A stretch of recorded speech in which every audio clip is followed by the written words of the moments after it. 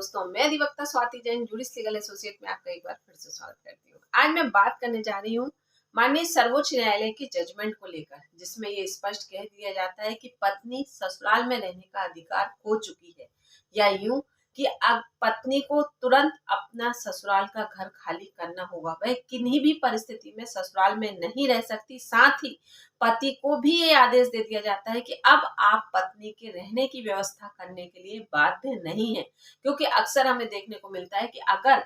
पत्नी महिला matrimonial house को छोड़कर जाएगी या पति के नाम से वो प्रॉपर्टी नहीं है, तो वहां पर यह आदेश दे दिया जाता है कि पति की रिस्पॉन्सिबिलिटी है कि वह पत्नी के रहने की व्यवस्था करे, उचित जीविका की व्यवस्था करे। लेकिन माननीय सर्वोच्च न्यायालय के द्वारा कई बार परिस्थितियां ऐसी देखने को मिलती हैं जहां स्पष्ट ये कह दिया जाता है कि नहीं, अब पति किसी भी प्रकार से बाध्य नहीं है। तो वो किन परिस्थितियों में बात करते हैं और पत्नी किन आधार पर ये अपील लगाती है, क्योंकि कहीं ना कहीं अगर हम इस बात को स्वीकारें तो यहाँ पर एक बहुत बड़ा सपोर्ट है न्यायालय के द्वारा, जहां पर पत्नी को मेंटेनेंस, एलिमनी या ससुराल में रहने का अधिकार दिया गया है DB Act 12 के तहत। क्योंकि महिला के द्वारा घरेलू हिंसा अधिनियम का भी दुरुपयोग किया जा रहा है, यहाँ पर वह 498A की अपील लगाती है। नए कानून के तहत अगर हम बात करें तो BNS 144 के तहत पत्नी के द्वारा अपील लगाई जाएगी मेंटेनेंस को लेकर।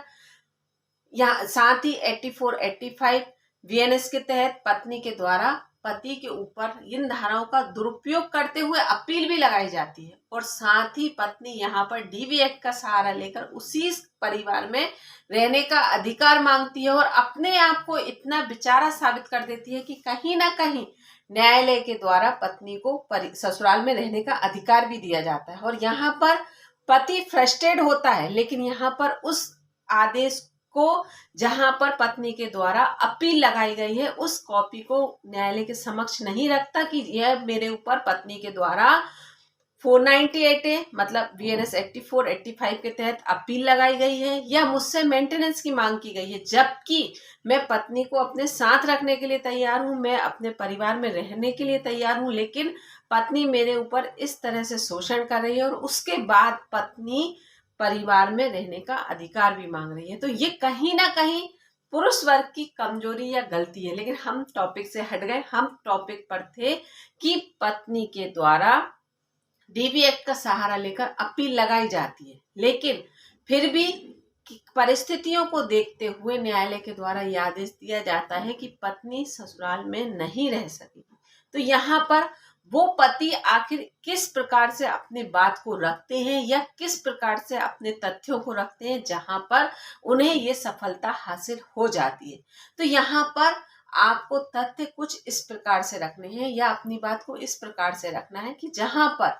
पत्नी के द्वारा अगर आपके साथ शोषण किया जा रहा है तो आप वो बात रखिए। अगर पत्नी लिविंग रिलेशनशिप में है तो आप वो बात रखिए। जब तक आप अपनी बात विद एविडेंसेस नहीं रखेंगे तब तक न्यायालय के द्वारा आपकी बात को सुना नहीं जा सकता। अब ये बात आप कैसे रखें, तो यहाँ पर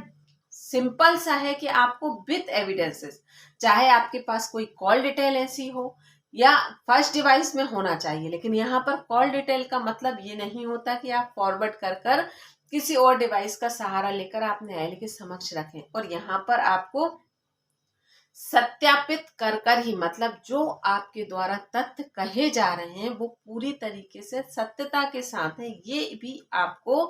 प्रूफ देकर ही न्यायालय के समक्ष रखना होगा। तभी वो बात कहीं ना कहीं सुनने योग्य होती है या सुनी जाती है या उसके आधार पर आपको जजमेंट दिया जा सकता है। तो आप यहाँ पर अगर पत्नी लिविंग में रह रही है, पत्नी बेवजह लड़ झगड़ रही है, पत्नी अपनी मर्जी से पीहर जाकर रह रही है या आपके परिवार के ऊपर शोषण कर रही है या आपको अपने ससुराल में रहकर जाकर रहने की जिद कर रही है या बार बार वह पीहर चली जाती है या आपकी इनकम मतलब आपकी आय का दुरुपयोग कर रही है, मतलब लड़कियों के द्वारा, ये चीज भी हम नॉर्मल है कि वह कई लड़कियां ऐसी हैं जो अपने पीहर पर जाकर अपने पति की इनकम को खर्च करती हैं। तो यहाँ पर अगर ये सारी चीजें हैं तो आपको यहाँ पर विद एविडेंसेस न्यायालय के समक्ष इस बात को रखना होगा। और जब आप अपने तथ्यों को इस प्रकार से रखते हैं तो हमारा संविधान भी ये कहता है कि नहीं, ये एक पुरुष के साथ किसी भी प्रकार से उचित व्यवहार नहीं है। जब पुरुष अपने वैवाहिक जीवन की जिम्मेदारियों को पूर्णतः निभाने के लिए तैयार है तो यहाँ पर एक महिला के द्वारा अगर उसके